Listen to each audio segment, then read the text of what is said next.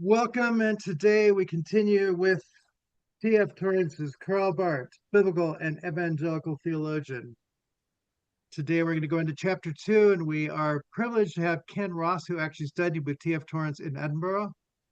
He brings insight from that, so it's nice to have somebody who actually has spent time with the author, and I have known Ken for decades, I would say, from the Karl Barth conference. So we have met and conversed over Karl Barth for a long time. So he brings much wisdom to the conversation. So Ken, thanks for being here, for doing that. I'm going to go ahead and begin with a word of prayer, and then we'll jump into it. We do thank you, our God, for the gift of this day, that you are here and now with us and not somewhere else, that your heart is inclined towards us to love in the freedom that you only can have, and that truly is the reason we can be free. As we come and look at your servants, Karl Barth and Thomas Torrance, and understand their lives as witnesses to you, may you also give us insight in our own context, in ways that your Spirit might work, to be enlightened that our context matter too, as well as theirs, to hear and to listen well, that we might speak well the words that you would bring. So teach us today by your Spirit. We pray these things in your name, you who is Father, Son, and Holy Spirit. Amen. Man. Yeah. There you go. Oh, Ted. So, Greetings. Ken. Hi. Hi. Very late this afternoon, we posted an analytical table of contents. Which I have posted. Thank you. Yes, I went and checked. So if you, even now, you might want to download it and print it out, because it will help keep things organized for the next couple of weeks. I don't know who prepared it, the usual suspects, I suppose. It appears at the end of the hardcover as an analytical table, and I found myself referring to it almost every page. I'd have to go back and say, where are we now? Oh, yeah, and then get back. Part of it is because Tom does tend to repeat himself. And occasionally you do think, wait a minute, didn't I just read that? Or didn't I read that in another context? And let me remind myself what the context is now. And so there we go. I modified the format slightly in that they just do everything flush left for the chapter. And they don't break it open to any stacking or subsetting of the chapter. The subheadings built into the chapter.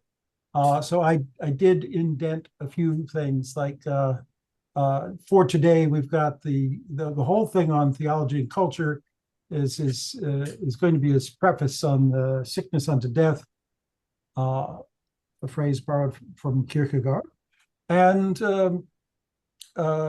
he says there's three elements of this I want to look at, and one, spiritual inwardness, historicism, and a changing concept of self. And then it turns about 2/3 of the way through this section. It says, so what are the hermeneutics of subjectivism in general, and what did Barth see that he needed to do in order to liberate theology to be theology again? And that wraps up theology and culture, one of 3 points that he wants to make in this chapter on the intellectual contexts of Karl Barth. A few notes that you might find useful as you go about in the foreword and elsewhere. Torrance says that this treatment of this topic, he worked it out years ago when he was asked to write a preface to here we go, a series of essays, separated at birth. a series of essays that Barth wrote mostly in the 5 years after the publication of the second edition of the Romans commentary. Barth is working his way through the basic hermeneutical problems that he encountered in writing the commentaries. He was just not satisfied with the first edition, and he completely rewrote it. And after he rewrote it, he began to realize he still had hermeneutical issues he needed to work out. And in that time, he was also reading heavily in the Protestant theology of the 19th century to figure out essentially how did we get into this mess. And it has the strength of somebody who was trained in Central Europe in a German academic setting, in a German academic family, like oh my God, the dinner table conversations with Fritz Barth, who had studied with Friedrich Nietzsche. There was plenty of stuff to go around. But that does tend to give it a rather parochial look. Every once in a while, I would come up for air and check Protestant theology in the 19th century. I have Claude Welsh's book. Yeah, just for there it is. It's 2 volumes. The first one goes from Schleiermacher up to almost to the Franco-Prussian War, and then the second volume is from 1870 to 1914. It's a very long century. He covers more theologians and more theological movements, even though it's still called Protestant thought in the 19th century. He covers more than Torrance does, because Barth didn't write an essay that eventually went into this book on Hegel or something like that. It was not, let me check my table of contents to be sure. Feuerbach, Richtel, Schleiermacher 1, Schleiermacher 2, Schleiermacher 3, Luther, the concept of the church and theology, Roman Catholicism, Wilhelm Hermann, but no Hegel in this volume. And just for an economy of thought, Tom doesn't deal with it either. But the preface to this book goes on for 50 pages. You should be so lucky to get somebody who writes a preface to your book that goes on for 50 pages and explains it all. Much of the text of that introduction he then scavenged to put in his in this book 30 years later. On the good side, it means it was a piece of quality work to begin with, and he didn't need to revise it heavily. But on the downside, it doesn't mean that it does use the vocabulary that Torrance was using when he was writing theological science. And that's the vocabulary he's using. And I suspect when I get towards the end of this essay, there's going to be whole chunks of the 1960s essay that was migrated over into chapter 6 of theological science, because that he was working through these things all at the same time. So you're saying Torrance has a lens that is looking for a particular set of things, understanding Barth in some ways through a theological science kind of lens, allowing for the nature of the theological component. Yeah. And when he talks about context, intellectual context, context is largely the lenses of the other voices that he had to wrestle with. I mean, that is the nature of the context. I raise it as an issue this month or this week to pick it up later if you think it's relevant. What Torrance chooses to criticize tells us something about Barth, but it also tells us something about Tom. That these are his issues, and I remind myself that lots of other people were working on this at the same time. Like I said, Claude Welsh and a few others. Some come to very similar conclusions. Usually, if I found a book over the years that I thought made a good supplement to Tom, or an explanation of the broad movements in which Barth was working and Tom is now noticing, that's why I picked up Claude Welsh. When I did, it's been out now for about 30 years. 1985. So we are not rediscovering, not reinventing the wheel or rediscovering the lost continents. Most of the major markers have been out there for a long time.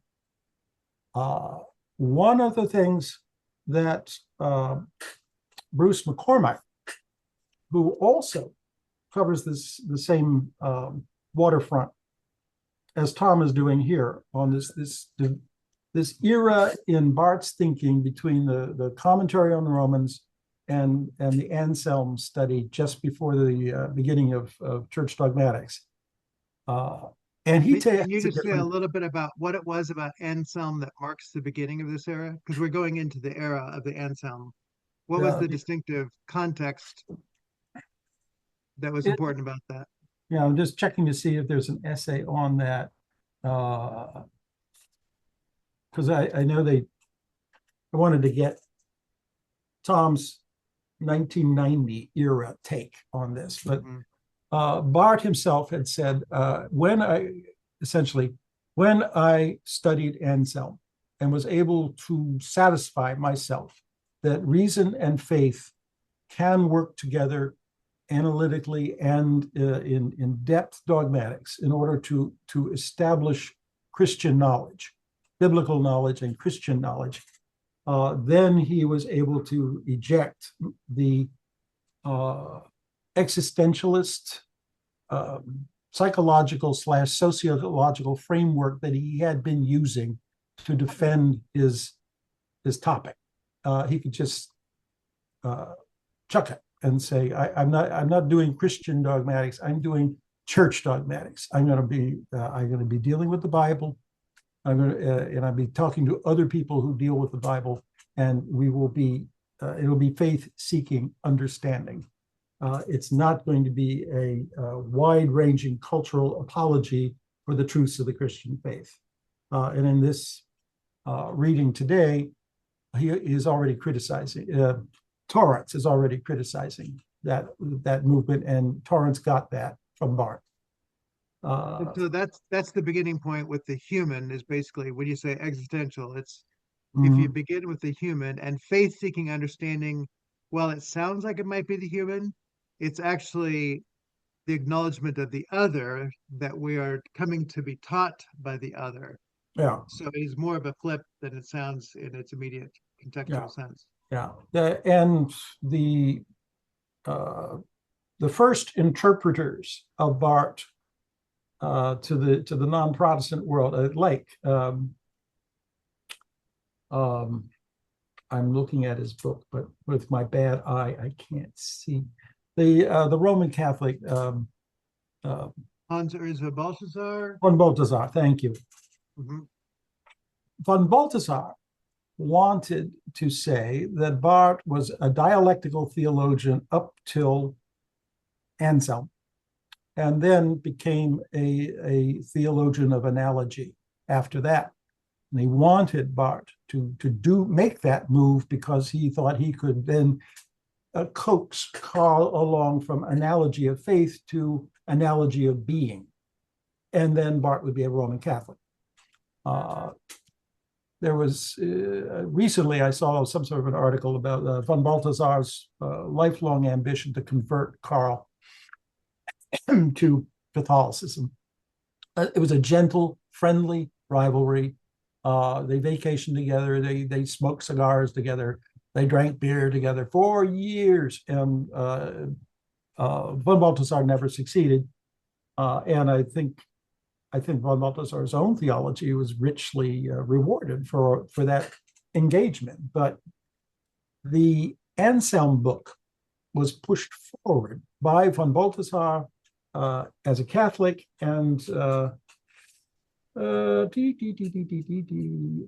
Triumph of Grace and the Theology of Karl Barth is the Dutch theologian. Yeah, Karl. He wanted the Anselm book to be proof that Barth's theological method was infected with a problem when he shifted from dialectical to analogous. And that's it's a very has the reputation of being a very charitable reading from a conservative Calvinist point of view of Barth's theology, but he keeps finding problems with it, and he blames this departure from dialectical to analogy. Both a Catholic critic and a conservative Calvinist critic saying there is a major turn here. It's Bruce's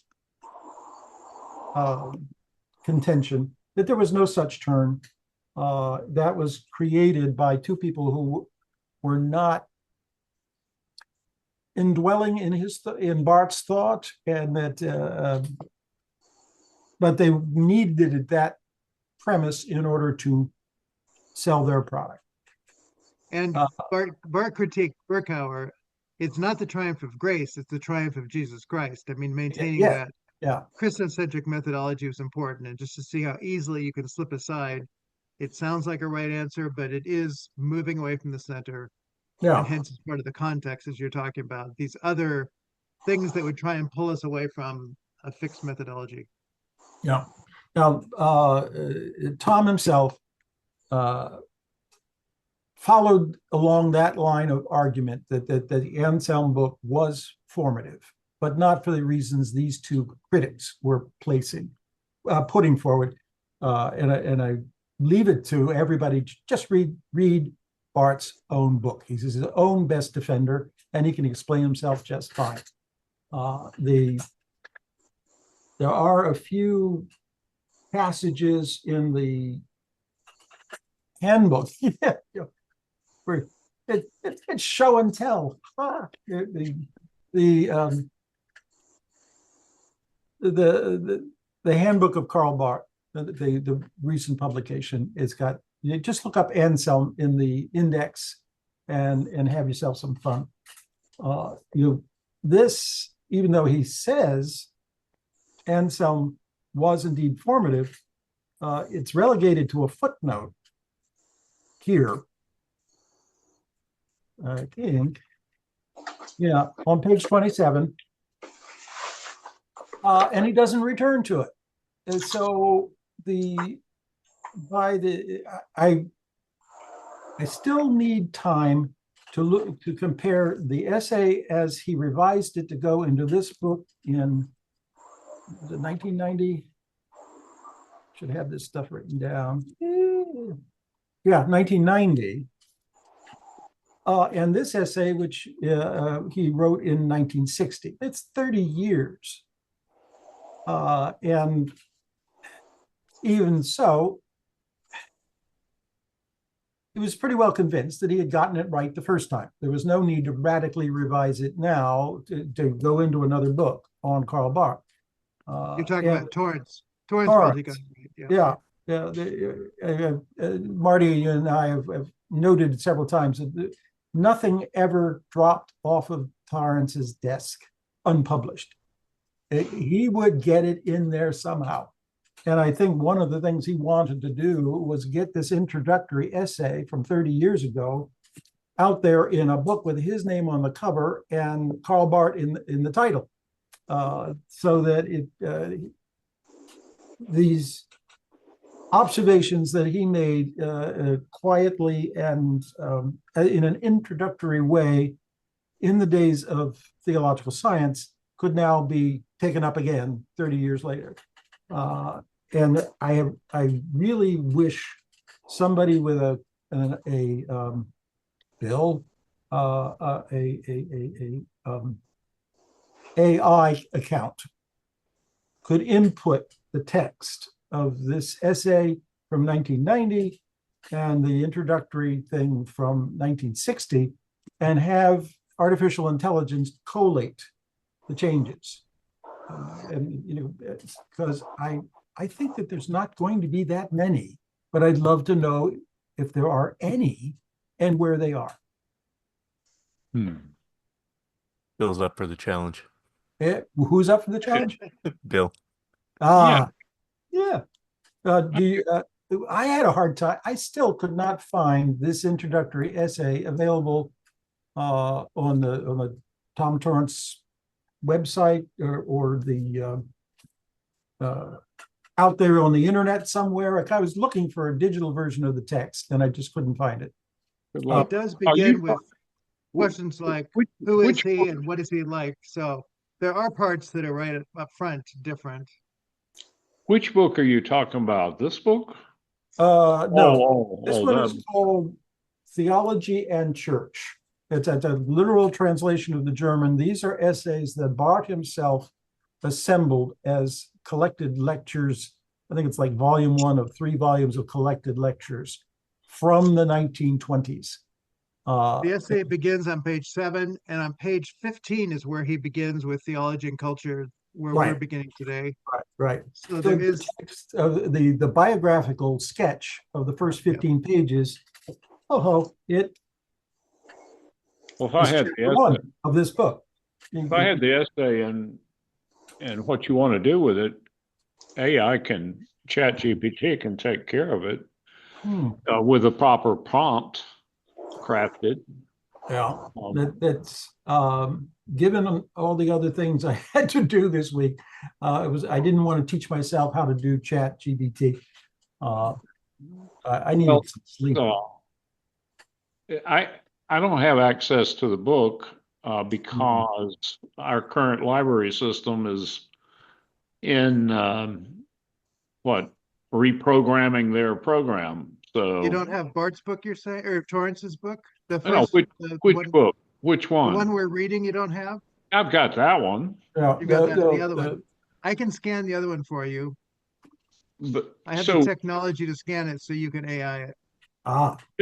Marty, just send me a message as to what you want to do, and sure, we'll try to figure it out. Yeah, okay. Good. Thank you. So the nature of Fides Quantus Intellectum, I mean, that's the title of the book, as it sets first Barth, but also Torrance up for an epistemological move, because this section we're looking at today, the culture is really, it's how epistemology happens, and the nature of Fides Quantus Intellectum is the redirection. So what is the shift of the rudder, so to speak, this book that sets up all these other people and why it's important? So this first, 12 pages is a intellectual sketch from Tom's perspective on what is this sickness unto death that is killing Western culture.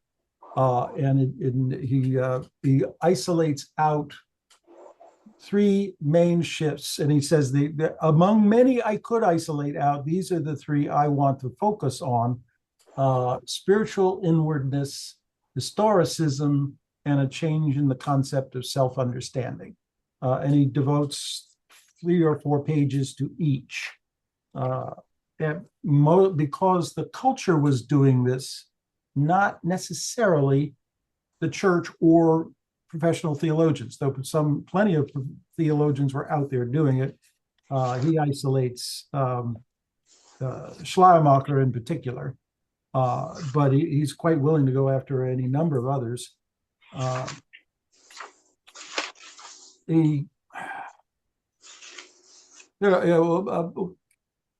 This first one, spiritual inwardness. Can I just go back to Theology and Culture? He talks about Calvin and Augustine as idealist theologians. Yeah. So the word idealist is a bit strange there, because that would sound like something that it's a title that sounds dualistic, that it's idealistic and not realistic, which he does kind of contrast going on.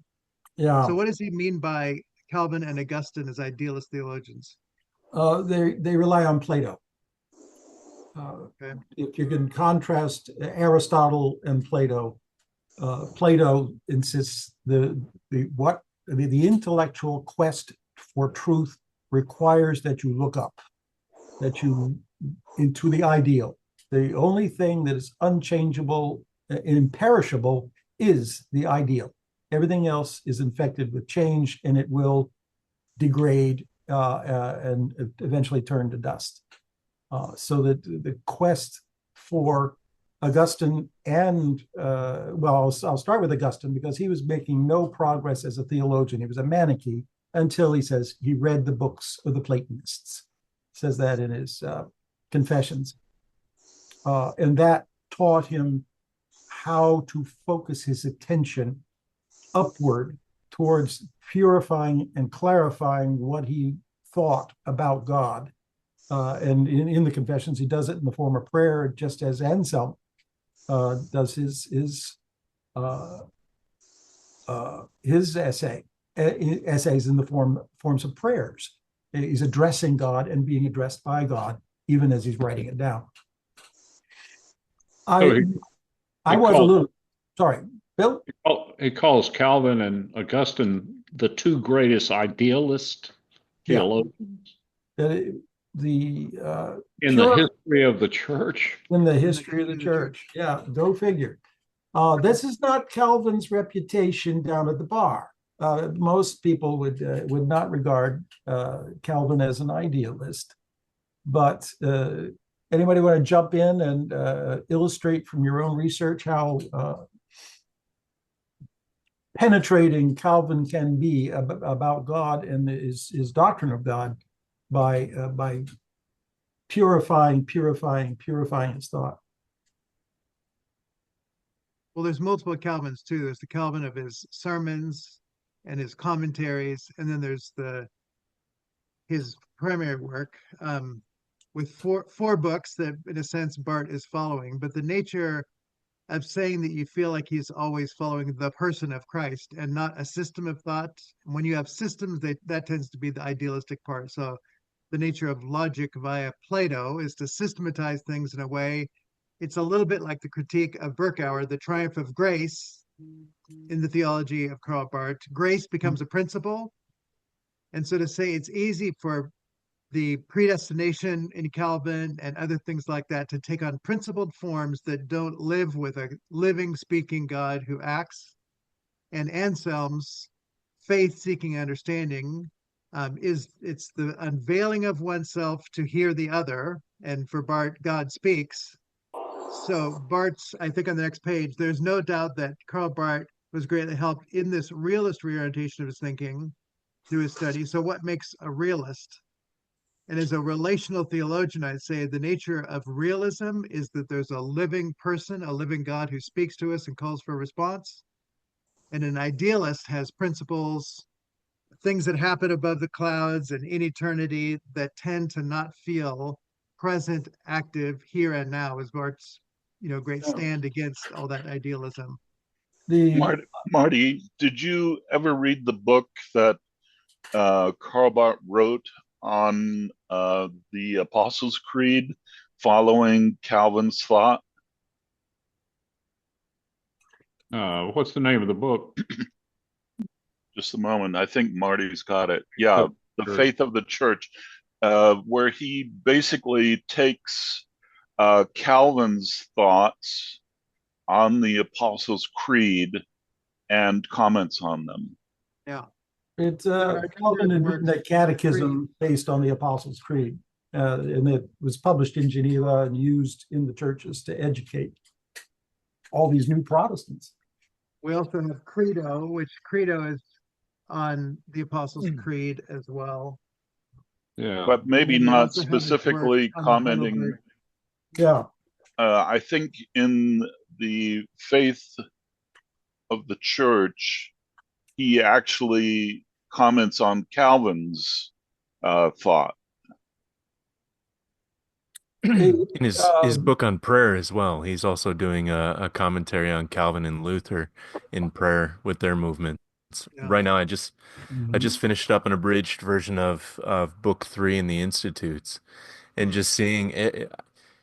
From my reading, I definitely read through Calvin, and it seems like he has built some very rigid ideals and systems that he then has to bind himself to later on when he gets through the work. And the difference between Barth's presentation of prayer and Calvin's presentation, they're saying the same thing, but Barth does it in a far different way, that leads to a very dynamic reading. It's beautiful, and Calvin's is beautiful as well. But I just think Barth really does bring it to a more realist, level. As Torrance says, as fast as he says Calvin and Augustine as idealists, somebody I was reading said, but Barth himself was a critical realist. The main philosophical, just to finish that thought, the main philosophical point of realism was that there is stuff out there independent of our knowing of it. And what we do when we think about them is we bounce ideas off of their reality, their real, and alter our thoughts. We conform our thinking to the reality out there. And you know from the many times we've used the slogan from Torrance, that we know things according to their own essences. That is a critical realist. That is a realist statement. And then Torrance will tack on the modifier critical realism towards the end of one of these essays, and it may even be this one, where he says the urgency of being always able to criticize the intellectual product. Let's see. Critical realism in theology. It's a page 58. I'll end on that next time we get together. Carlos, what do you got for us? Interesting enough, I just started reading The Theology of John Calvin by Karl Barth, and even reading just the introduction. I mean, obviously, Jeffrey Bromley is a great compositor and translator, so he knows what he's talking about when he's talking about Barth. But even in the introduction chapter, Barth says that even when approaching theology, whether you're reading Calvin or anybody else, it's a matter of how we define history and how we learn from the teacher, and not just learn to regurgitate what they're saying. But I think it's even in that Karl Barth, his life letters, the autobiography by Eberhard Busch. He says too that his wish, or his wish, that would be that not to create like a new school of Bartinians as we have Calvinists, but to empower people to search out what he's thinking on a more pneumatological level. So he's just saying the problem is how we interpret history and how we gather history, rather than it leading to be a springboard. We lead it to capture itself.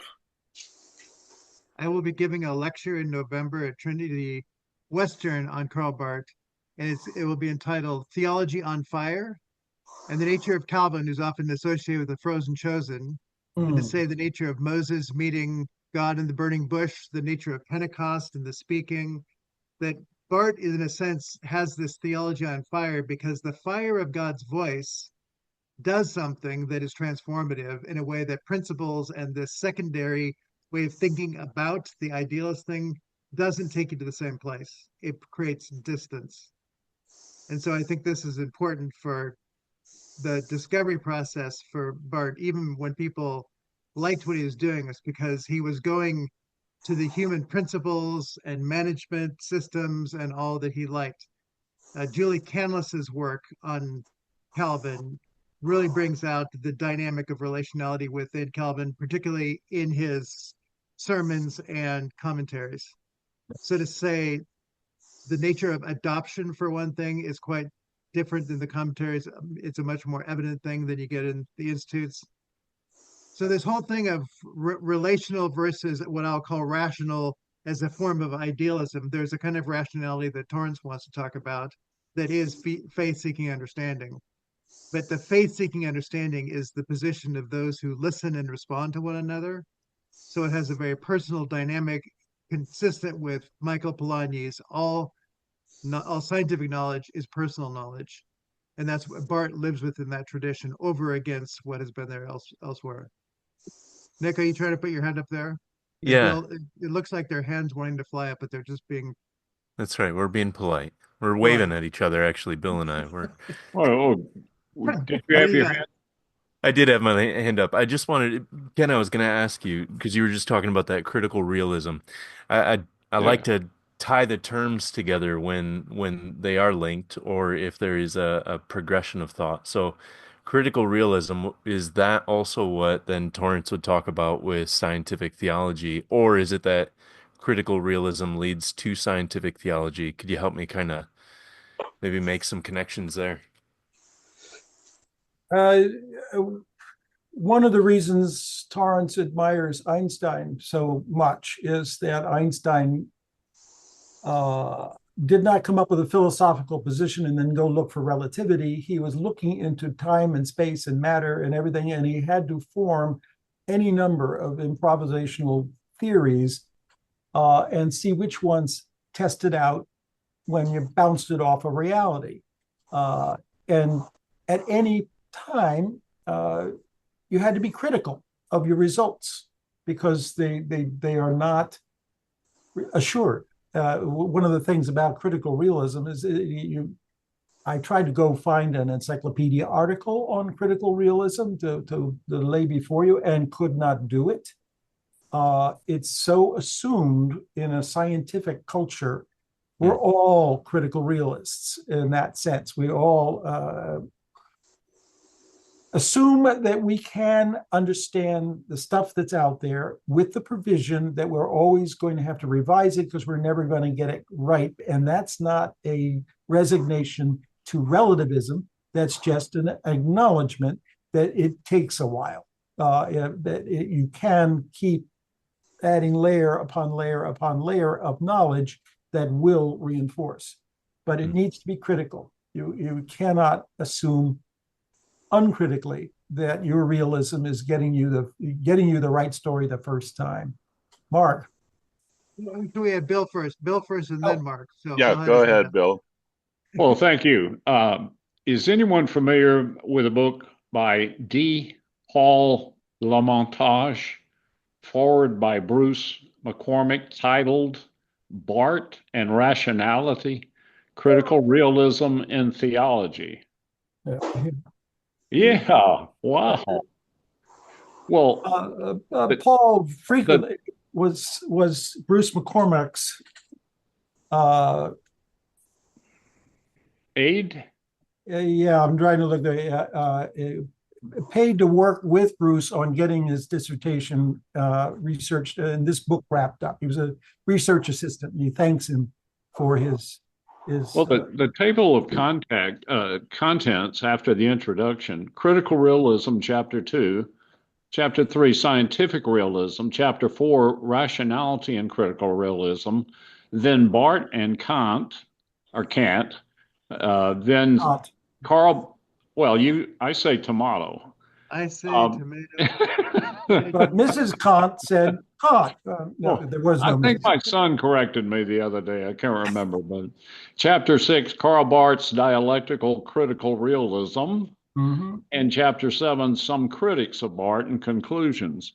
So I've just hit bits and pieces of this, but it looks interesting. Have you any comments or thoughts about it, Marty or Ken, about the book? It's on the shelf of books I haven't read yet. Okay, it's a pile. It's in a pile. Volume 5. Well, I have lots of them. I mean, this one here also, Protestant metaphysics with Barth and Heidegger. That's also really part of this discussion too, because that's the existentialist piece. So metaphysics and Heidegger. So it's in a pile. Lots of dialogue partners. What's that? Yeah, it's in a pile. The Japanese have a word for that. Tell them, Nick. Yeah.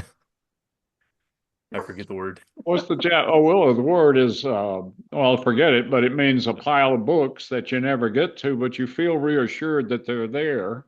Yes. Because you can get them one day. Anyway, Nick posted that today. Look at his story on Facebook.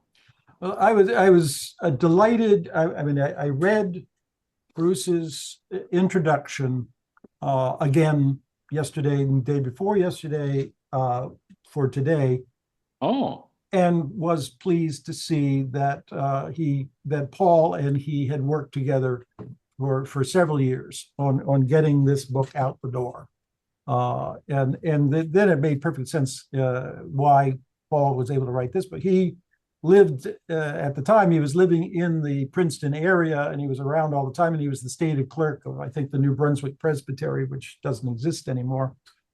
And when this book came out, we all marched over to the bookstore and bought ourselves copies because we were just so pleased that he got his book out. Well, he references Torrance 36 times. Yes. Pretty Some good. people do that. And not just Tom himself. Including the times his index and so forth, but 36 times in there. I just hit the Torrance references. So that Paul and I I'm had going a chance we'll to have talk about the book eschatology after or it's published. redemption or something. If they don't have that, then I put them down and go on to the next one. So I'm looking for things that refer to volume 5 in the next 12 months. But we need to get back to Mark because Mark is waiting patiently to get his hand up there. Yeah, I hope you guys don't mind, but even Torrance, even though he was a student of Barth's, he was the one who basically introduced Barth to the English-speaking world. I don't think Torrance really understood Barth in one important thing, and that was that Barth wasn't a generalist. As a matter of fact, he was very specific about what he was talking about. And for him, the specific event that totally shaped his theology, is the starting point of his theology, is the resurrection from the dead of Jesus Christ. So Jesus Christ's resurrection from the dead, this is very specific.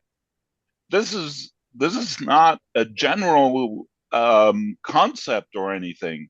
This is very specific to his thought, that what does it mean for God to raise a man from the dead?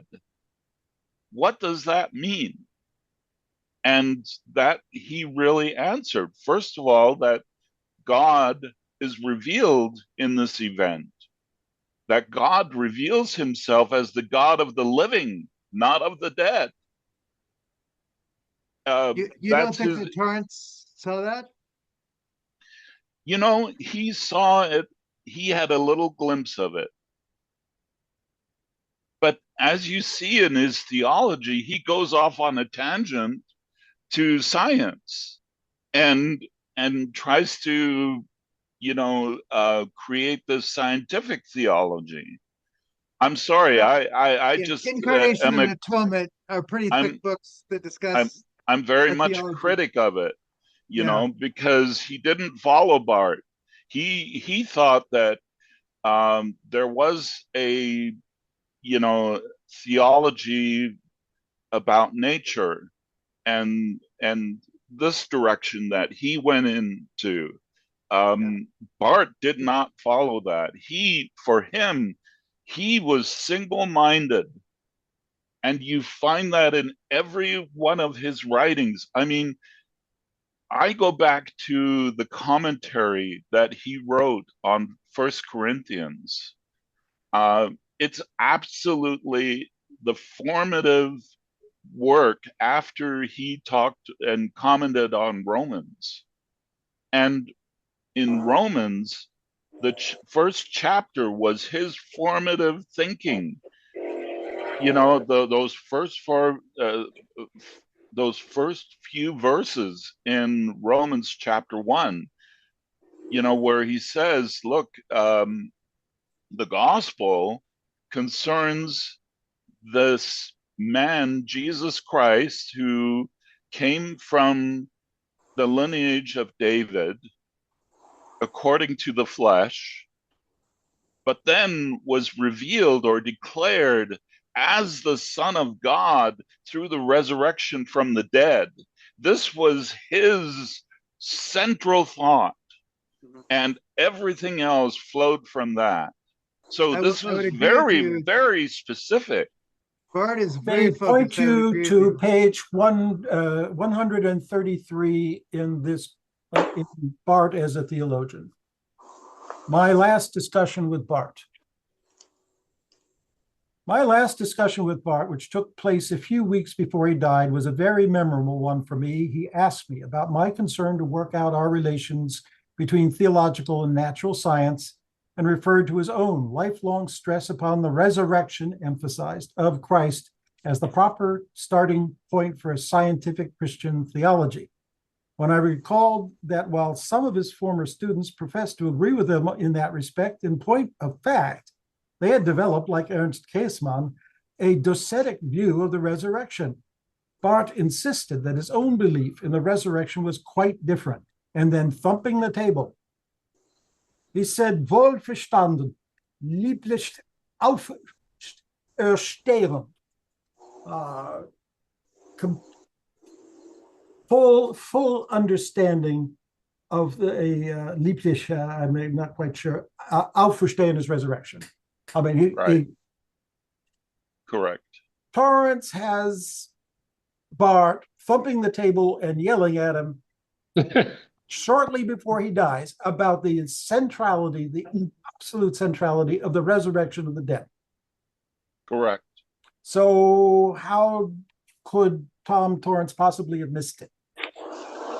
I'm not saying that he missed it. I'm saying that he wasn't as single-minded, I think, as Barth was concerning this. This is just my personal opinion. Barth was very, very concentrated on this central thought, being the central tenet of Christian faith, being the central tenet of the Christian gospel. That what does this mean that God raised the man Jesus Christ from the dead? I think And that for Torrance, he would say that the nature of his scientific theology was to do what it was that Barth was doing, that science was not apart from the nature of what Barth was doing, but that Barth himself begins church dogmatics. The task of Christian dogmatics is the church's scientific self-examination of its distinctive talk about God. And that Torrance would say, everything I'm doing is an attempt to live in that clarification of the nature of a proper theology, but using the tools of science to see what we couldn't say, in the same way that we're going through and seeing Barth's transition out of his previous philosophical frameworks, the nature of the work of Kant and others. So I think they're all wrestling with the clarity of thought, and that the person of Jesus is central, and that it is twice going to come up, at least in this book, that the discussion of Torrance and Barth on natural science is going to come up. Travis Stevick will be the one who guides us through both of those sessions, because that's really his sweet spot there.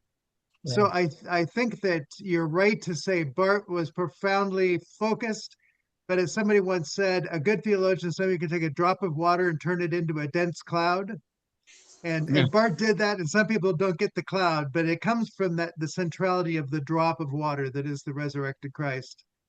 Torrance, in a sense, he doesn't want to take the drop of water. He wants to give people telescopes and microscopes. He wants to give them the tools to investigate the water with all the tools of investigation that are possible.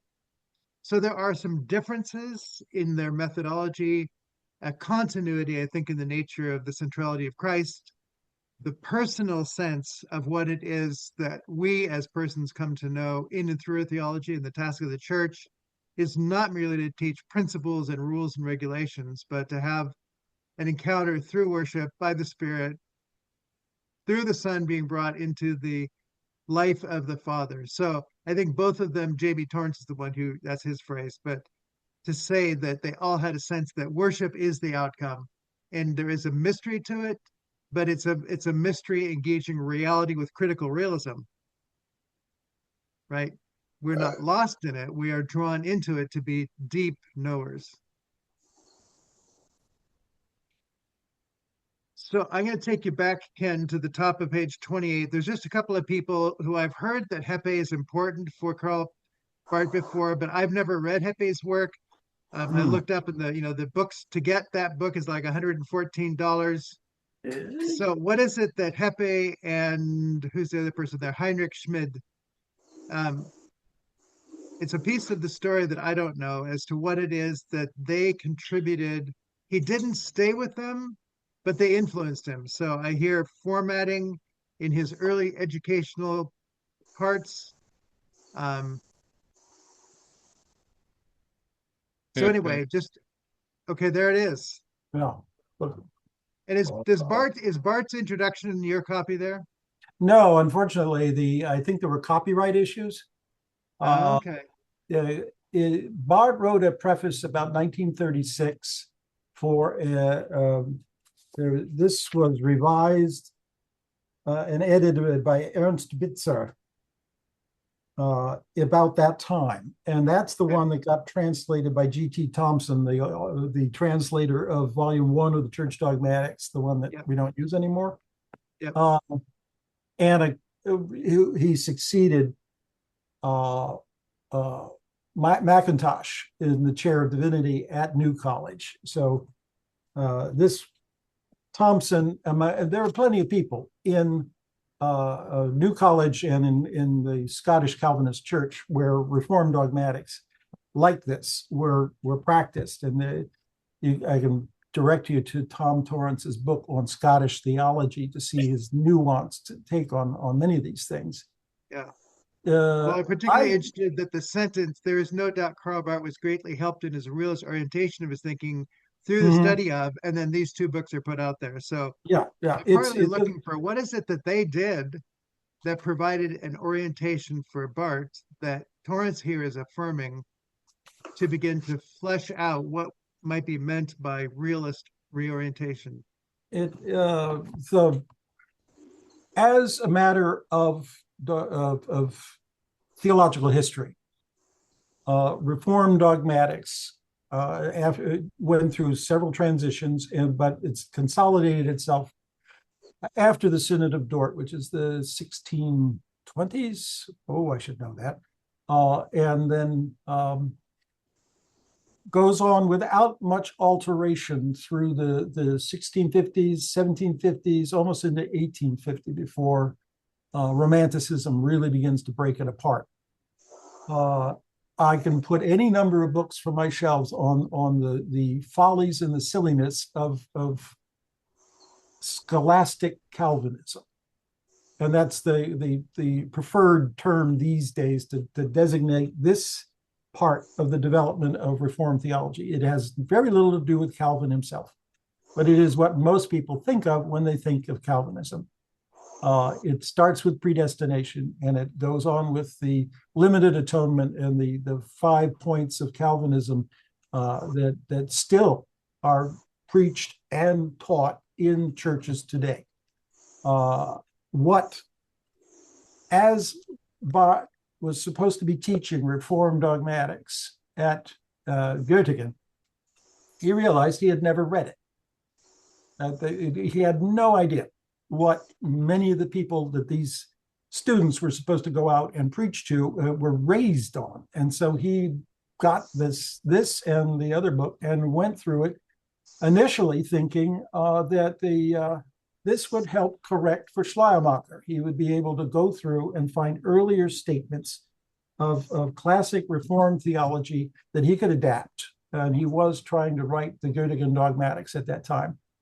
And I read the Göttingen dogmatics, and it is very conservative relative to the Barth of the late 1950s, who was lyrically singing the praises of the justification of sinners by the grace of God. his Juridica and Dogmatics is not quite there. It's still a darn good book. But the reason it has anything in it is because he relied on Heppe to give him the bones, the skeleton, the framework. We English-speaking Calvinists have the Westminster Standards. People that have Westminster Standards in your Book of Confessions? Anybody? Anybody? Give it a try. Our Book of Confessions has 4 classic scholastic Calvinist statements of faith in its book. That's an American Presbyterian Church. That you're saying the Presbyterian Church. Yeah, Presbyterian Church in the United States. Here is our Book of Confessions, available online. You can download it. You can search it. The Westminster Confession of Faith, the Shorter Catechism, the Larger Catechism, and the directory. Well, there's a directory for worship. It's not included in this because it's technically not a theological thing, but it's the Calvinism. I think that recently I heard somebody in Scotland say, I'd say, why don't you have a Book of Confessions? He said, no, we have a confession that nobody read.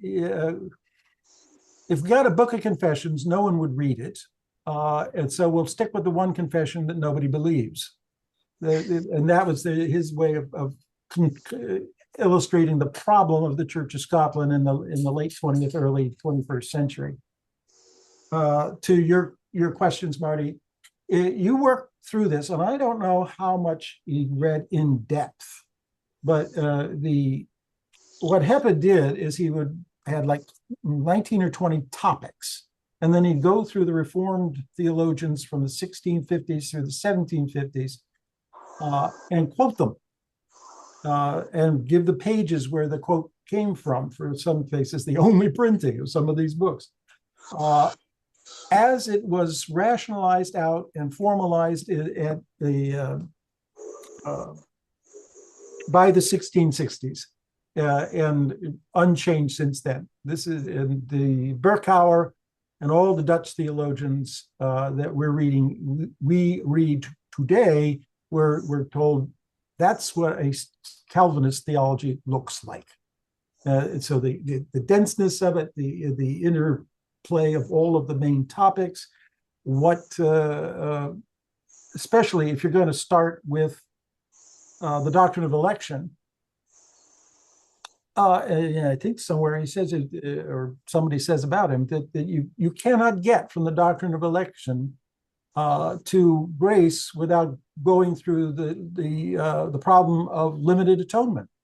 This is the limited atonement was created after working on the doctrine of predestination in order to explain how that worked. It gets really scary after a while. Most American Presbyterians just avoid the topic, just avoid it completely. You have to go back to Jonathan Edwards to find somebody who was, I'll say Charles Hodge. Charles Hodge's systematic is staring at me from my shelf with a rebuke. That is scholastic Calvinism, as most people understand it. And it does tend to get very gloomy and very scary very quickly. That taught Barth that this scholasticizing tendency, this rigid imposing of a rigid system becomes an imposition on the gospel itself. And with that, he knew he could not go that way. He had to rethink it all over again. This was, well, to finish this point, that's what he owed to Heppe, was that this is the consistent scholastic Calvinism that Barth never studied. His father probably did, but he never did. Anybody in the group that has read deeply in the old Calvinist sources? Somebody prayed over me, and they all were cast out.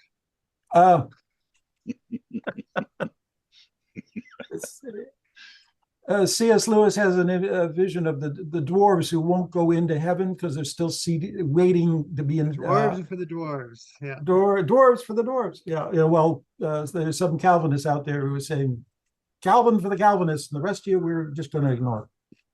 So when we get to the top of page 29, we've got university training with Kant and Schleiermacher, and now he talks about re-engaging Aquinas, Luther, and Reformation folks. So with a strong dash of Kierkegaard, can you, succinctly say what happened in that university move? What's the transformation that's happening?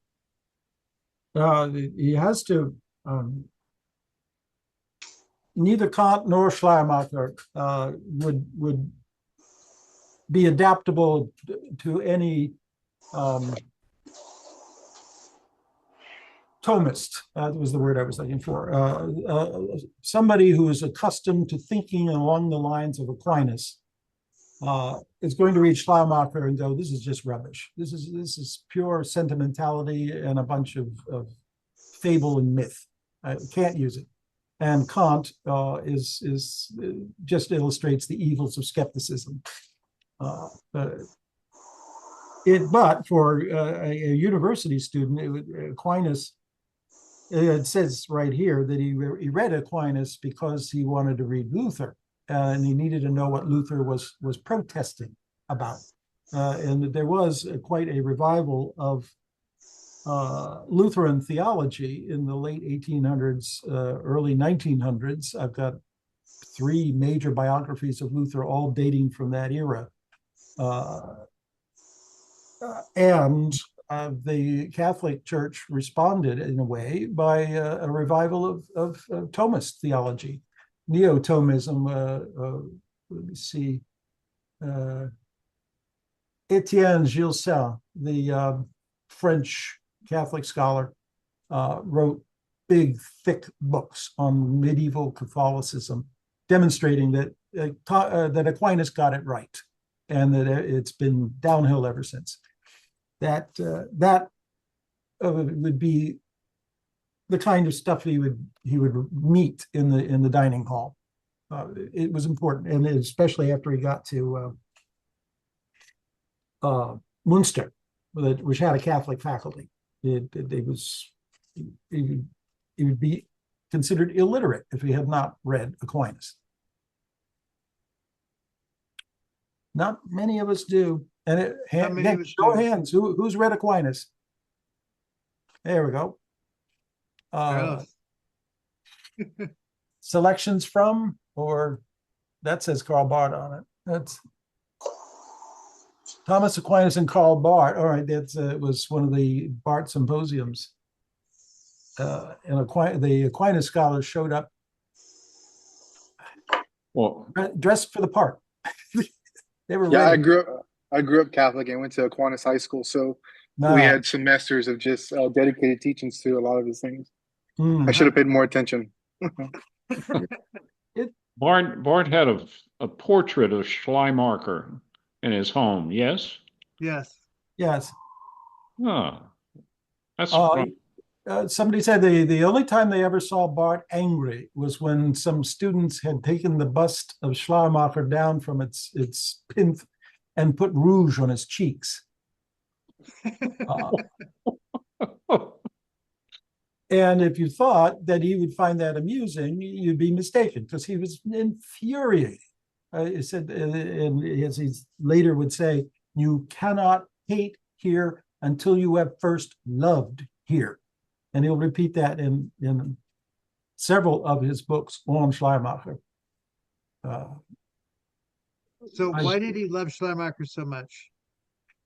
I mean, this is part of the bottom of 29. Yeah, initially it was that it is a beautiful work of romantic theology. It ties together all the classic headings of the Christian church: grace, salvation, word, Christ, crucifixion, but it's laced let's see, and it is so thoroughly systematic. Schleiermacher had two great loves. One was the New Testament, and the other was Plato. And so that's where Barth would see somebody with the rigor of a Platonic idealist constructing a theology. And the main, as we were just about to get to this spiritual inwardness section, that's, according to Barth, that's where it began. And I don't know too many people that argue.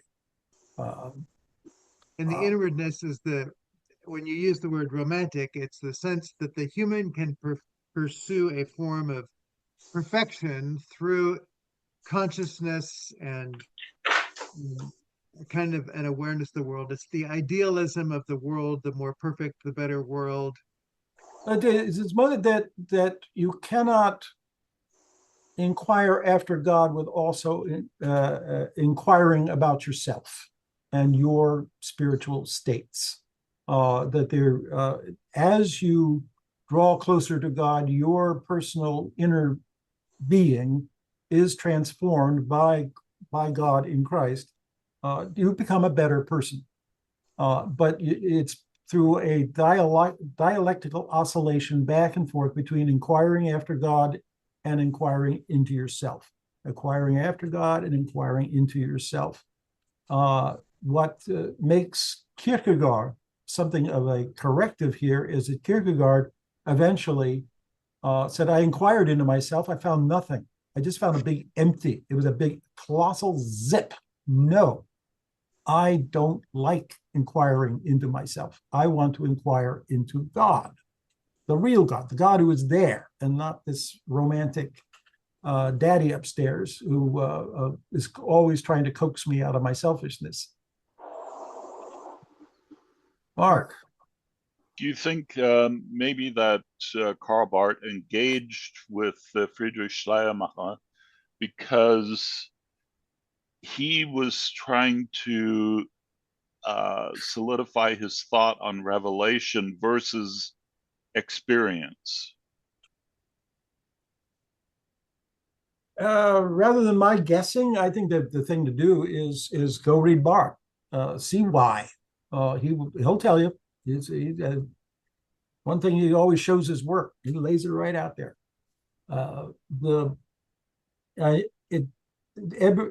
Eberhard Busch, in his biography, spends some time on this because he personally finds that intriguing. And he said he simply devoured Schleiermacher. Kant and Schleiermacher were the two books. As soon as he got out of his father's house and off to university, he bought the critique of pure reason, the critique of practical reason, and the Schleiermacher's The Christian Faith. It frequently is said that Schleiermacher is the apologist for Christianity in a Kantian universe. That Schleiermacher does not advance any thesis about God that Kant would theologically critique. And for the most part, Kant, there are two kinds of Kants out there. There's Barth's brother Heinrich was a Kantian scholar and taught at Bern. And he thought that Kant was a skeptic, that he was not especially religious. He simply laid out the rational criterion wherein somebody who was religious could, within the boundaries of reason alone, make the points he wants to make. Would be one Kant. The Kant that Barth experienced at Marburg was a neo-Kantian. One of the neo-Kantian philosophers at Marburg was Jewish. It was an apology for religion. They coined a religious a priori, that there is something in the human that is religious, and we're born that way. And what God does with that is speak to that religious a priori, and that awakens faith. That's what Barth originally thought was Kant. He didn't hear his brother lecturing on Kant until about a decade later, but check the standard biographies for that. I'm a little vague on it, but he was delighted that he would quote his brother once in all his career. So that's Kant, the transcendental philosopher, not Hegel. Schleiermacher, not anybody else, apparently not, and Aquinas. There was a kind of passion in Schleiermacher. There was a sense that he wanted to provide a fully emotionally involved kind of Christianity that would make sense to the contemporary that he was writing for. So yeah. I think Barth respected the desire to see people come alive, and that the pursuit of understanding Christ would do that. And I think Barth never lost that heart desire, even though he felt his method ultimately leads into the next section was a sickness unto death, because you just leave people basically feeding off of their own intuition, consciousness, and Jesus becomes a secondary kind of part of the story, certainly not present. And I can't remember who it was that said, if you read through the Christian faith of Schleiermacher's, the number of times that Jesus is actually mentioned is fairly small, because it's the human sense of dependence on the other. And so the human becomes very focal, and that is the sickness, that the focus no longer can draw life from the God who is present. We're trying to stir something up by our own religious affections to create something, but that is merely death. It's a cul-de-sac that goes nowhere. There's all sorts of things we could say against Schleiermacher, and I don't need to flog that, though somebody did say Schleiermacher never had anything he could teach to children. It required a very heady philosophizing on a very sophisticated level in order to make his points. There was this, and Torrance is one to say, it's as a religious interpreter of European culture that Schleiermacher's influence extended well into the 19th century.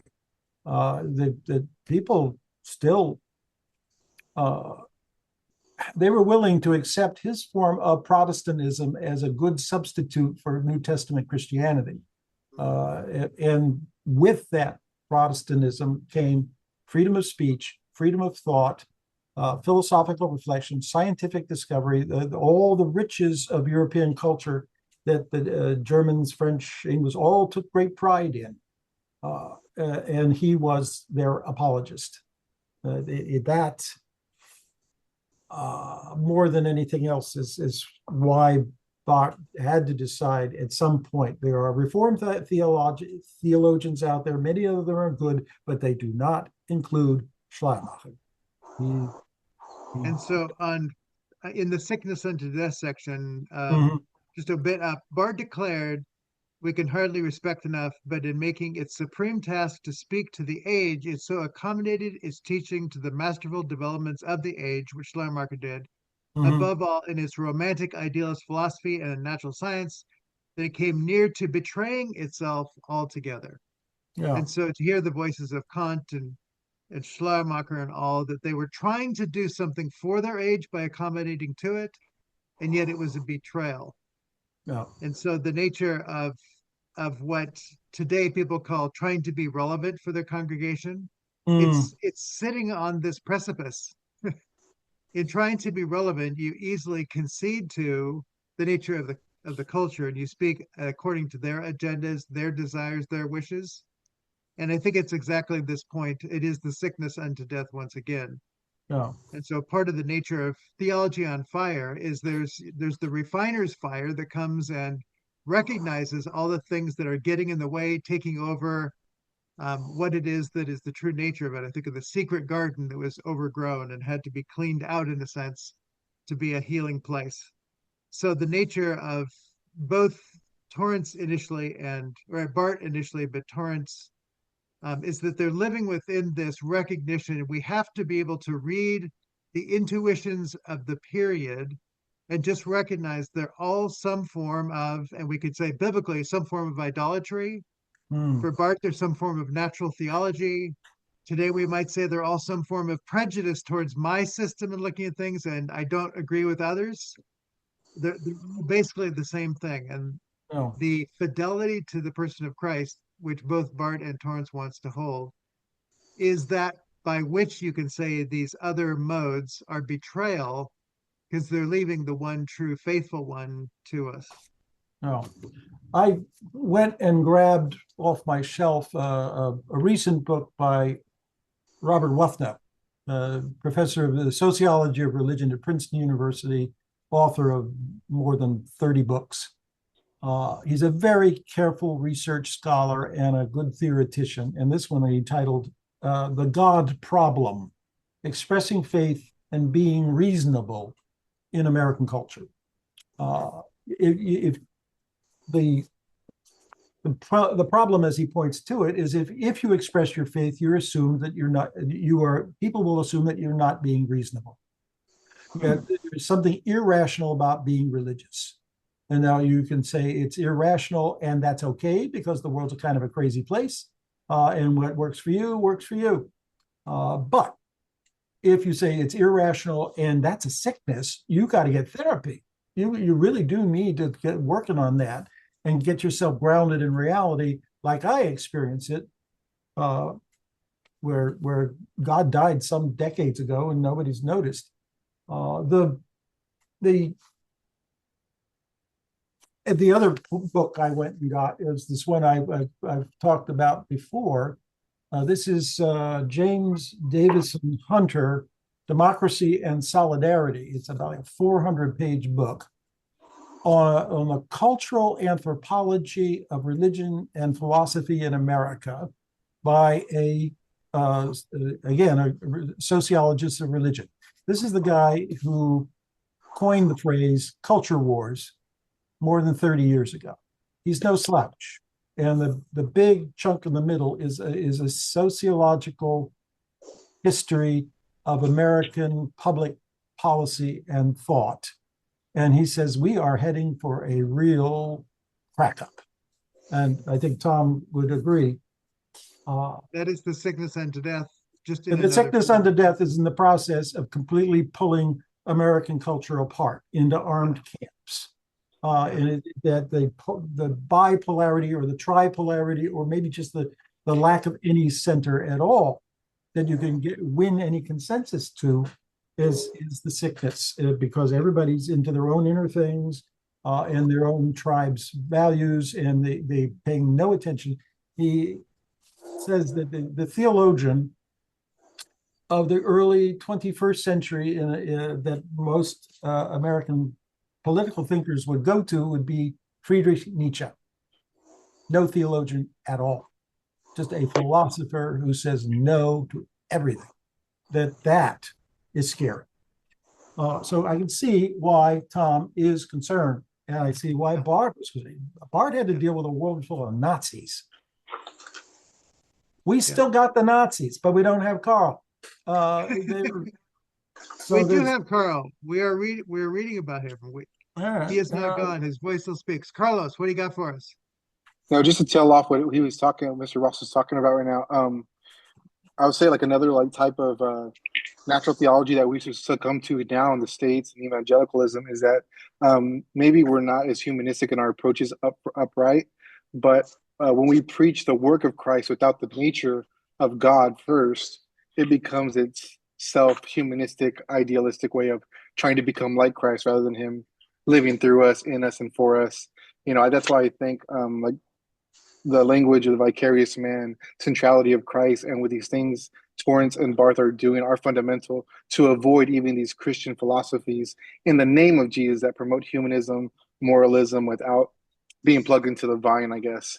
Even in the book you were just talking about, the Eberhard Busch autobiography, I mean, it's just plain to see that Karl Barth too, like ethics is because of his theology. He doesn't untie both of them, but and that's his critique against the whole thing that happened during the whole Nazi regime. It just wasn't against the Nazi regime, but he was calling the church to that true standard of being Christian. So he blamed, yes, the mishappenings of the Nazi regime and Hitler and everything going that was terrible, but he also blamed the church too for being so humanistic that it was so easy to follow and become nationalistic in that kind of concept. Yeah.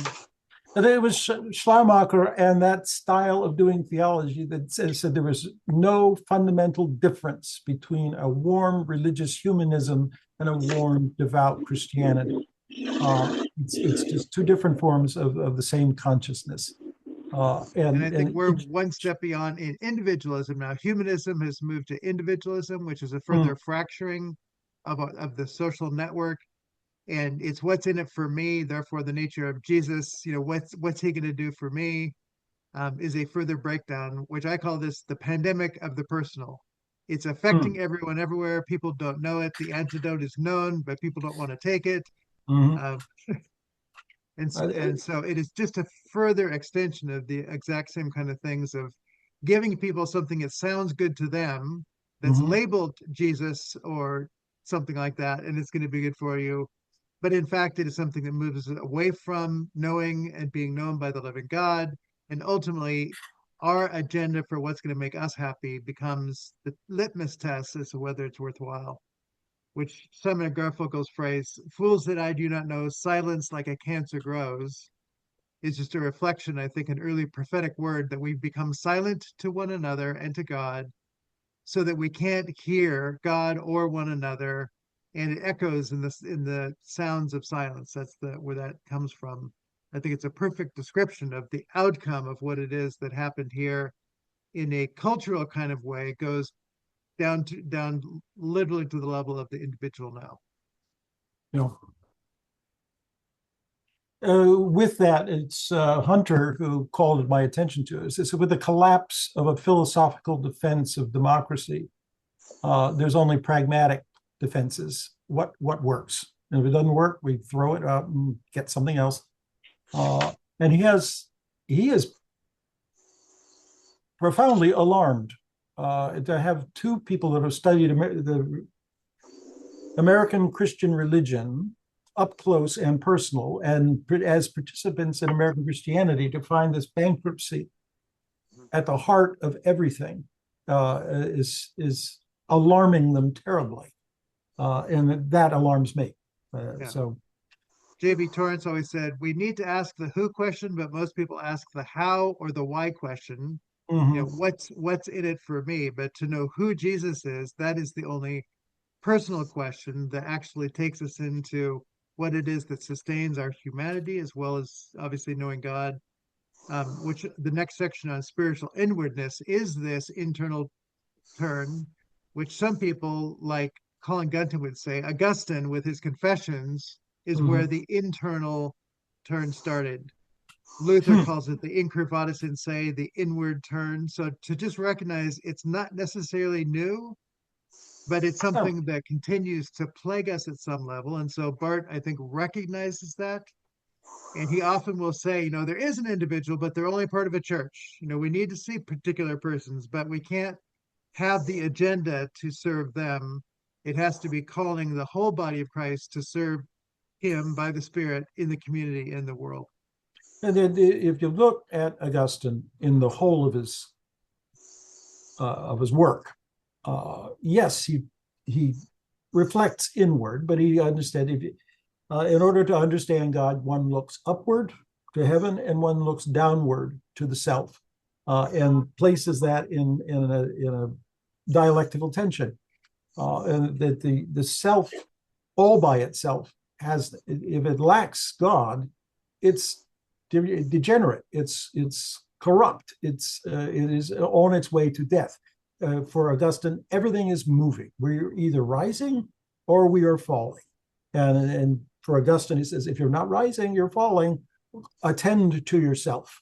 His turn to the inward was simply to prove we need God. That's a perfectly valid theological move. It's what the need for God can get. twisted Sorry? too. I was in Australia with a Australian theologian talking about relational theology, and when I was done, he said, I don't know about all this relational stuff. I want the internal journey in my life with God.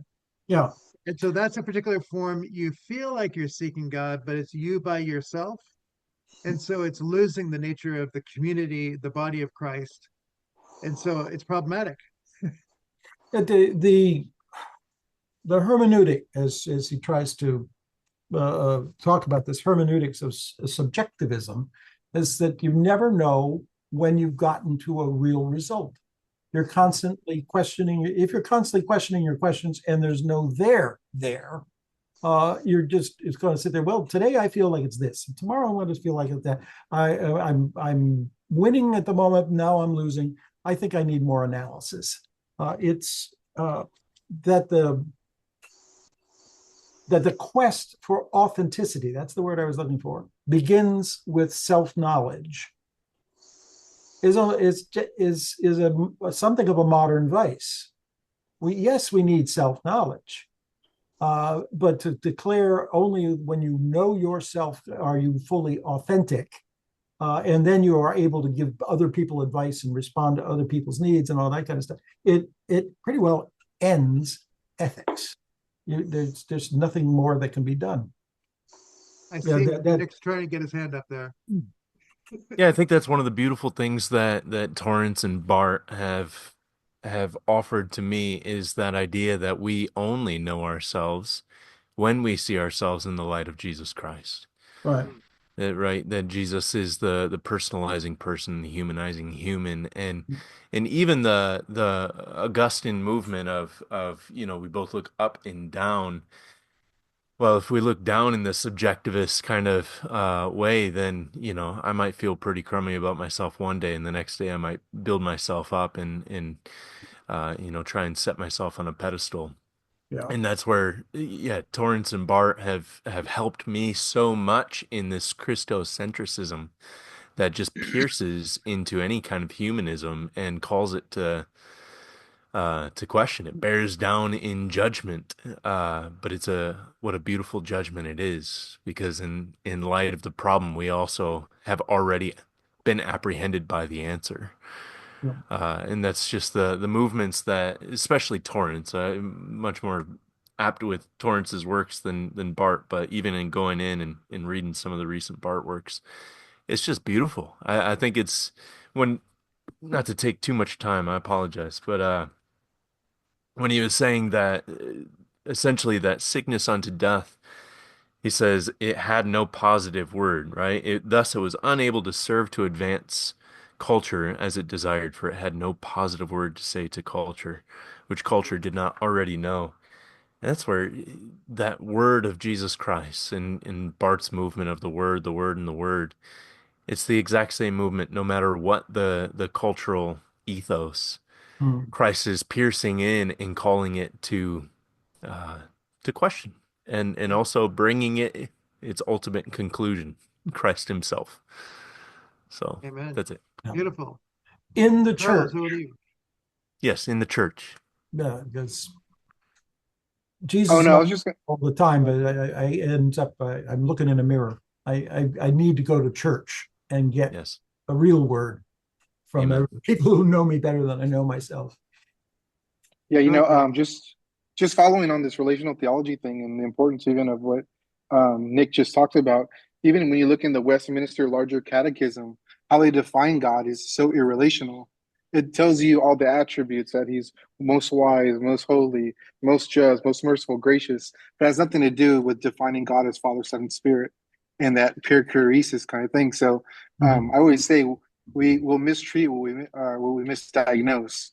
And we've come from like a Genesis 3, even a Genesis 1 theology instead of the John 1 theology that talks about everything was birthed through this relationship. So, I mean, if it doesn't start with that Trinitarian thought, everything that we're learning about and what Barth and Torrance actively are trying to bring language and understanding to, well, then it becomes like that, even that Christian humanism, that Christian philosophy that it's form without power. Next The Wednesday, in my first session of theology for psychology, I begin with the science of the personal and the question, what is psychology supposed to study? And the obvious answer is the individual with thoughts, feelings, behaviors, and their disorders. But to say theology brings in the person, and the person cannot be studied merely as thoughts, feelings, and behaviors, though we have those. It is who we are in relationship, because as persons, we are in our relationships. So we have to restructure the whole nature of what is health. Well, it's going to be healthy relationships instead of thoughts or feelings or behaviors that get defined by different people in different ways. So to say there is a grounding, and this is what both I think Barth and Torrance point to, is that when you deal with the nature of who we are as persons is relational, now you have access to the reality of God and ourselves. That whole sense we can discover ourselves because we know who we are in relationship. By ourselves, there is nothing other than a story that we ourselves can only see really a very little of, why our intuitions and our emotions are the way they are. So we end up with a cloud of unknowing in a sense. And so the grounding of what it is that it looks like to begin with, not an inward looking self that is blind to the world. This is, I think, therefore I am, is a blindness. Barth's retort to that is, Cagitor ergo sum, I am known, therefore I am. And there we have the relational sense, I am known. Who knows me? The one that made you. What does this one know about me? He knows that he loves you. He knows that he will never let you go. And, again, as you're saying, Carlos, there's this, now you have the whole relationship to play out, which is really who we are. And now you have something that becomes helpful and as a positive direction to give people the life for which they were made, instead of discovering something in the well of the unknownness of themselves.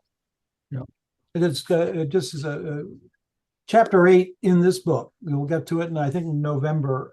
Karl Barth and the Latin Heresy. If we'll be reading it together if you haven't read it yet.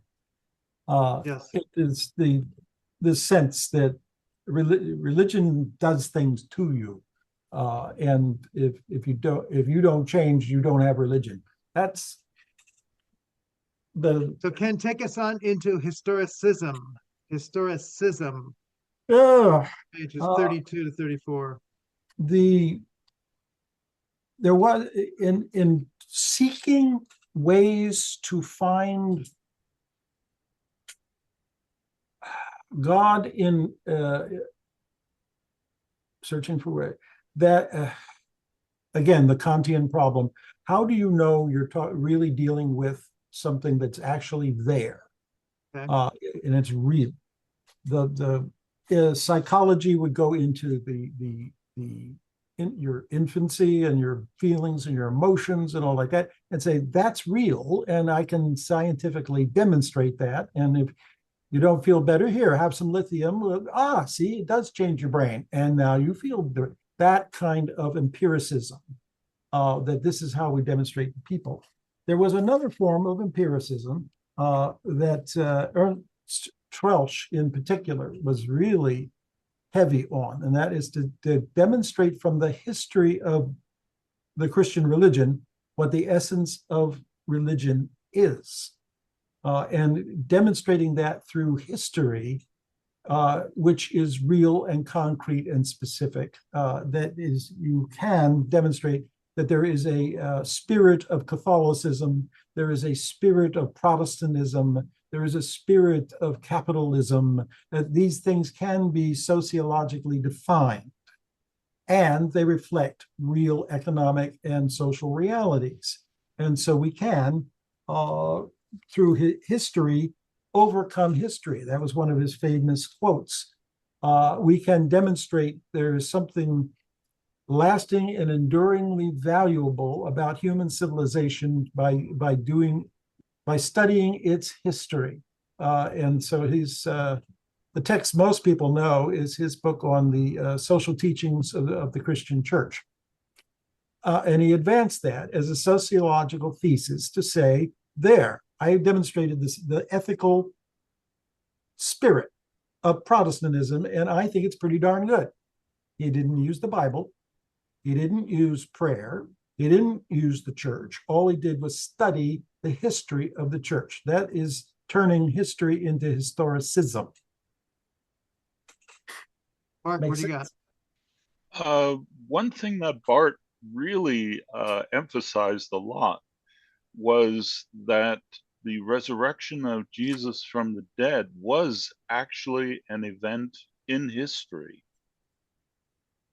In other words, in our time, in our human time, it was an event that happened in history. And that wasn't And yet, historicism. That but wasn't the he was ism. so misunderstood, because at first people and theologians criticized him for being beyond our time and beyond that the resurrection of Jesus from the dead happened, was just something else than an event in history. But Barth actually emphasized that it truly happened in history, and yet he also said it's not just something that happened in history because it opens up also a new time, which is beyond our time. So this is something that very few understand, uh, and we actually need to discover what is the what is this new time that has been created by God that Jesus Christ inhabits now. I mean, all of his time here on earth absolutely is still with him. So these are all questions that are open that need to be answered. And Hey, to Joe. distinguish between historicism and historic, the historic event of Jesus' death and resurrection is something that we understand as a real event in history. Historicism, like scientism, is people saying only what is of the natural world is real, and we can't trust the rest of it. But scientific is to use the tools of science to investigate. So Torrance and Barth both are using scientific tools to correct scientism that is prejudiced against the nature of who God is. And so the confession of Christ that there is a historic person stands against historicism, which can only read through the lens of someone's interpretation of history that once again is just reading in another story. And that's where it really becomes product. It's just another kind of natural theology. It's another lens that isn't looking at Christ. Nick, what do you got? Yeah, it seems like the different isms are just reductionistic movements, Exactly. right? So Yep. each of these 3 points that he's pointing out right now just seem like various different ways that the cultural age was doing a reductionistic kind of Yes. movement. But I was just going to say, Reductionism, but go ahead. yeah. I was going to say to Mark, I don't know if you've read Torrance's Atonement, but some of the different movements that you're hoping that he'll make with Bart, he does some beautiful, beautiful outworkings in Atonement. He has a very long section. Yeah, and probably I haven't gotten to Space, Space, Time, and time, and Resurrection resurrection. yet, yeah, but he has a large section in Atonement that's talking about the Chronos to the Kairos, and the way that the resurrection and the ascension, what the here and now reality of Christ is doing to time, and it's actually kind of mind bending, but it's also beautiful, and I think Yeah. you'll find a lot of what you're looking for there. Bill, the Also on page 164 of this current book, subtopic, the resurrection starting point. Torrance writes about this, about the incredible impact. The starting point, as he so often said, was the resurrection of Jesus Christ. The downright reality of the resurrection, the bodily resurrection of Jesus Christ from the dead overwhelmed him, overwhelmed Barth. This is Torrance writing about this. yeah, So there's a consistency between them. Yeah. yeah, yeah. Good. I want It's to an press old. on. Oh, go ahead. During the Middle Ages, one of the ways you debated theology is you laid out proposals, as theses, and you debated them. One of the theses that was frequently used is Christianity is founded on the crucifixion and resurrection of Jesus Christ. Can God resurrect a crucified donkey? Does it matter that the Savior was human? Does it matter that the Savior, I mean, they would even explore male or female? And they debated that stuff for hundreds of years. It's not in order to craft the skills of debate in order to be able to do real theology, but that was, it does occasionally shock us these days, like how many angels can dance on the head of a pin.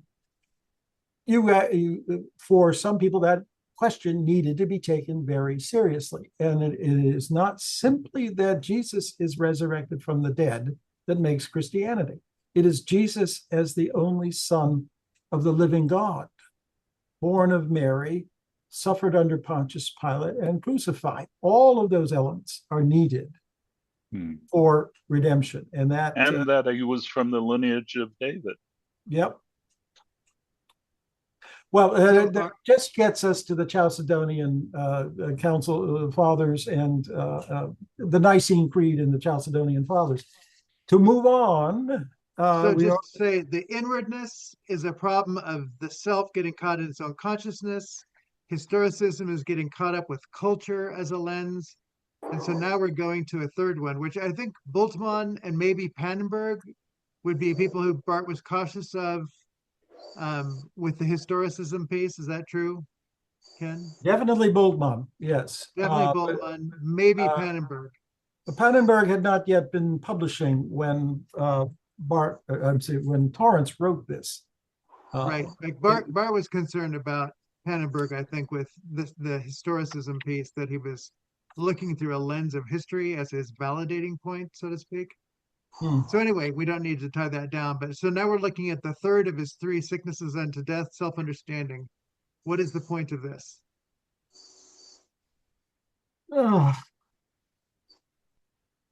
Two fundamental propositions are involved in this whole line of thought. Man's meeting with God is a human experience, historically and psychologically fixable, that is to say, pinpointed, and that this is the realization of a religious potentiality in man generally demonstrable.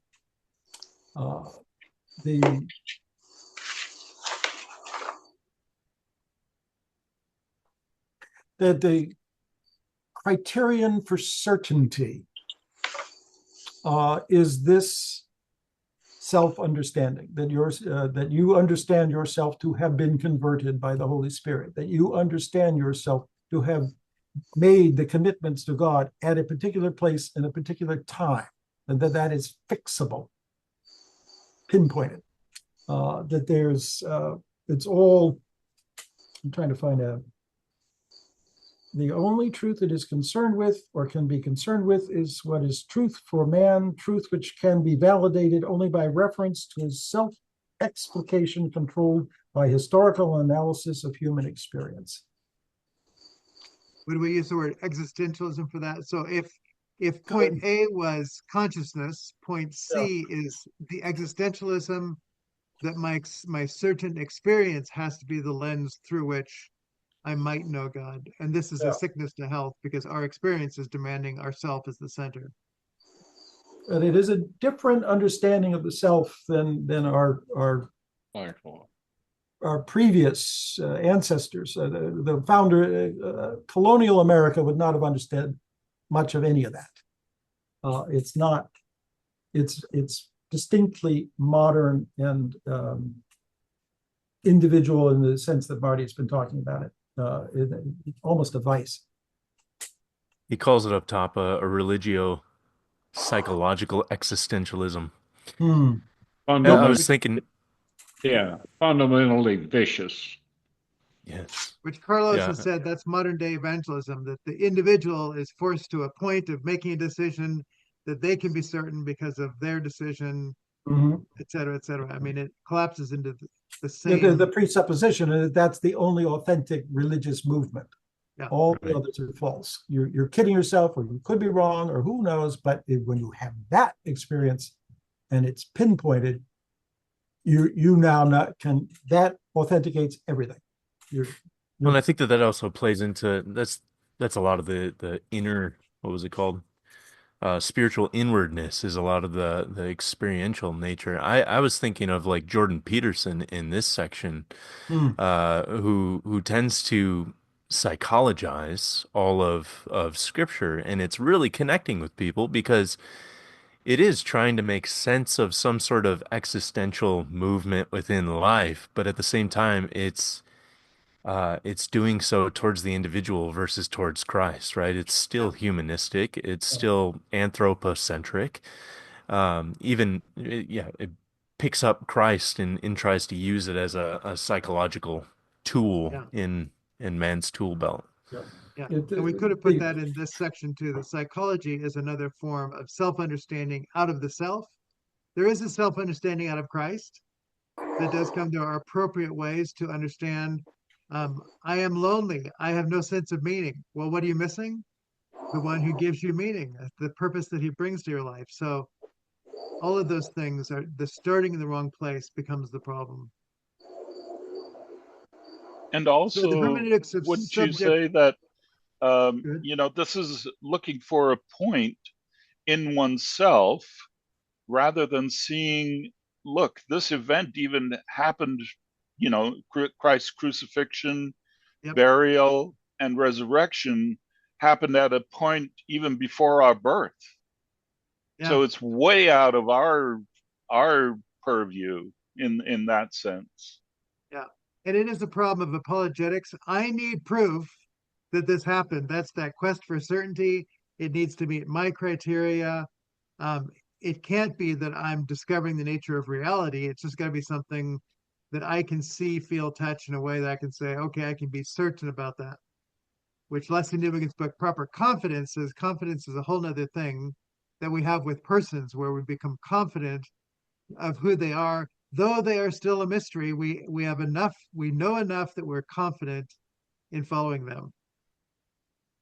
So moving on then to the hermeneutic of subjectivism, would you Mhm. say then all three that we've looked at fall under the category of the hermeneutics, coming to know or interpret through an individualist humanistic subjectivism? Mhm. And all of these people, Schleiermacher, Kant, Descartes not mentioned, but all of them basically follow a hermeneutic of subjectivism in a world that wants objectivity, Well, it's right? as he points out, Albert Schweitzer and others had said, I need to know that it's true. I need to know that it's true, or I can't give myself to it. But what Torrance is sitting here, but who's defining truth? If it's going to be this self-fulfilled sense of truth, then even the story of the Palestinian fisherman and his crucifixion back then is not going to be compelling because that happened a long time ago. It's a startling story. It can be a very motivational story for a lot of people, but the difference between that telling motivational narratives and believing in Jesus Christ, the Lord and Savior, is a big difference. And that, unfortunately, I've got the Theology of the New Testament by Bultmann, and it does seem over and over and over again, all he can point to is these people who wrote this book really believe that happened. Without the follow-up, and why should I believe them? It's missing, and that is something of the hermeneutics fail there. It's the as he's been pointing out all along, it's all prone to Feuerbach, the great doubter, David Hume, the skeptic, who could say, well, maybe it's true for you, but it's not true for me. How does the church think that through? What does the Bible allow us to say that we are not saying, and that this is all going to be why Barth sat down to rewrite his commentary on the Romans, because this last element of existentialism, that somehow the shock and awe of the crucifixion of Jesus and the resurrection from the dead affects my feelings in such a way that I become a Christian. Now, is that true? Or are you just the moment feeling it, but you're going to feel another way another time? Does your feelings transform you? That's a real question. Is it about you? Is it about you at all? Yeah, but Yeah. then that he says this all of this personalistic theology stands or falls on your willingness to say, well, I believe it and I don't care what else anybody else says. But then you end up just sitting there going, and I believe it, and I believe it, and I believe it, and all night long you lay in bed going, I believe it, I believe it, I believe. You Believing in belief. Yeah. Believing in your own belief. So on page 37, halfway down, the thus on the right-hand side, thus Barth's historical studies would not allow him to think of the existentialist exegesis and existentialist theology as something apart, for it does not matter whether it derives its anthropology from Schleiermacher in consciousness, in his school, or from Heidegger in experience, in his school. The fact that it subjects Christianity to a prior understanding of human existence, reachable apart from revelation and faith, and so interprets the Word of God not out of its own intrinsic truth or objective rationality, but out of some special potentiality or knowledge alleged to belong to man as such, means that this theology is only a manifestation of secular human culture, and that what is essentially and distinctly Christian has been allowed to slip away like sand through fingers. Yeah. So, I mean, that's capturing the whole spirit of all that he's been saying. So, this last section then, liberation of theology, in 4 minutes or less, Ken, what is the liberation of theology that Torrance sees Barth discovering?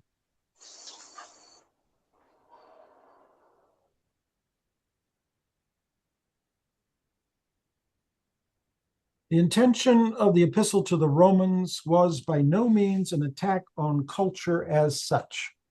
Paul Tillich used to accuse Barth of being very hostile to culture, that because it was a human product, it was therefore innately depraved and could not be trusted. Saying no. Rather, says Torrance, just the opposite. Upon a bogus mystification of culture, which is required to be disenchanted of its secret divinity before it really can be a human culture, was the quest. Thus, the thinking of Barth at that stage was dynamically dialectical, for he sought to bring in both the no of God against all our attempts to make ourselves gods, and yet bring in the yes of God's victorious love and mercy to bear upon man in his agony and despair in order that he might find healing. It was already apparent in the Epistle to the Romans, says Torrance, but in trying to get the term here, diastasis, this standing apart and looking in, the negative emphasis is what floated to the top first, because Wilhelmine theology was very optimistic. To hear no in a major theologian was to sound like a fundamentalist or a bitter old Catholic. It was not the cheery, optimistic theology that the turn of the century Germans, or for that matter, English, were listening for. That to liberate theology, to go back and be genuinely theological, to be words about God and not words about what we think about God. That makes all the difference in the world. Theology on fire. Like the sentence, it was an attempt to let God himself and all his justifying grace call the bluff. Where is that? Where are you reading? It's page 38. 38. This is where I was reading, yeah. It's toward the end of the first incomplete. It's above the first paragraph. Okay. It was an attempt to let God, it was talking about the... Yeah. about 12 Yeah. lines down. Yeah. Got it. Uh, Yeah, so like God himself in all his justifying grace called the bluff. So there's the God who speaks. He sees all of these other modalities and says, nope, nope, nope, those are not going to get you to me. Mhm. Sometimes in a first class, I'll say, we're just going to figure out how we get to know people. So will somebody be a volunteer? And I say, so let's just see what we know about this person by just looking at them. Well, looks like they're male, looks like they're probably this age. And I say, now, do you feel like you know this person? Not really, because all we've done is bring our observations, and that's what all of these modalities do. I say, what do we need to do to actually know this person? Well, we need to ask questions. We need to let them reveal. So tell us what you love to do. Tell us who 3 of your most important people are. And often there's a spouse, there's kids, they love their work, or they have a particular hobby. And after about 3 minutes, I say, now, do you feel like you know this person at all? And the answer is yes. And that is the distinction between all of these other modalities that merely take human ideas and try and fit God into them. They're all just observations based out of the human, versus the revelation is letting the one who is to be known speak, and to have open up a whole investigation of discovery with an ever deepening kind of knowing, which is called mystery. And with everything I learn, it's not that I know less. There's more questions that I have. The more I learn, the more questions I have. That's mystery. Does it mean that I don't know anything? Absolutely not. I know so much that I'm filled with delight in the process of discovery. That's called worship. Carlos. Yeah, I don't know if I was reading it here or elsewhere, but I think somebody was mentioning that Barth didn't want to do away with natural theology. He just wanted to prioritize what natural theology meant when we let God be God and let him speak for himself. Switch it around, a theology of nature.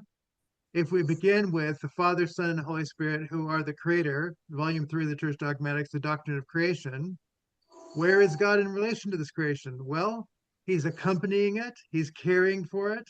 He calls us to be stewards. So all of that would be if we put God first and then ask about God's relation to creation. Natural theology, if you begin saying, I think it's really beautiful where I live, I think God would want to live here rather than in the city or in the desert. But then you go visit people in the desert, and they say, you just haven't seen the desert in all of its phases, and you haven't seen the city when God's at work here. So whenever we take our common sense, there was a sign in Vermont, wear your seatbelt, it's common sense. And that common sense is just all the things that we think make sense to us. Natural theology is just the appeal to things. Well, that makes sense to me. And so Barth says, worshiping the living God is not necessarily common sense, but he comes to you and says, I am for you and you are mine. Return to the one that made you and loves you. And that's not common sense for people. And so all the resistance that we've looked at in these different sections today, the sicknesses unto death, are just common sense looking in the wrong place. What do you got there, Ken? It is the chapter 5 is natural theology and the thought of Karl Barth. Yeah. We don't, and yeah, we, Travis. we don't have to cover Travis the entire waterfront today. It's coming. We will. It is coming. It is coming. There are even things at the end of this long chapter that Travis will come and talk about some of those pieces of scientific theology and what it has to do there. Yeah, thank you for getting him to do that. I mean, I love doing this, but I tried to pair people with things that match them. So Jason Radcliffe's going to do the early church fathers, and so I mean, I've got really good people. Paul Molnar is going to take some of the sections that would be his. So I'm just pleased that we have. But Ken, you studied with Torrance, you've studied Barth for years, so you are an appropriate person for this conversation. So we're grateful for your leading us today. Yes, Bill, I see that hand. Well, before we leave, perhaps we could read that last sentence. Will you read it? Will you read it for us?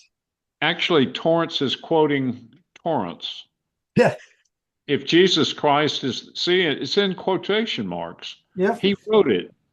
If Jesus Christ is the one Word of God become flesh, the very Son of God come into our human existence in space and time for us men and our salvation, then as the one truth of God, he is the center of all truth and the creative source of all that is good and beautiful and true and all true culture. Unquote. Thomas Torrance wrote that in his previous book of Karl Barth. What a beautiful. That's pretty beautiful. funny. But so I mean to say so today was a section on culture. And so he's saying in the face of it, Christ is the one who stands both for culture and against culture. When it's a culture that lives consistent with who he is and what he's about, then he is present to it and for it and with it. When it's against what he's about, then he will say no. And that's what I mean. That the Barmen Confession is a yes and a no. There is one Lord of the Church, and it's not that guy. But the one who is the Lord shows us the one who claims to be elect for the people, but he doesn't have the validity, the common sense, any of those things to actually fulfill that role.